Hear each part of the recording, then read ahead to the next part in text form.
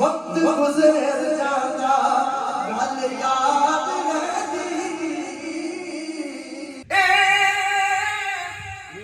पुत्र किसे ना जमने दिया उसमें से ओदा बाप मिठाइयां दे थाल बनने ए बंद अंदर होते फरहद का हर कोई यार तौफीक दे नाल बंदे सारी मदनी साहब सारी अपने ज़रफ़ दी कल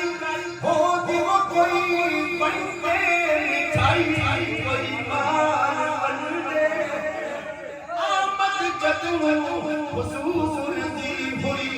नासिर अल्लाह पाक ने मानो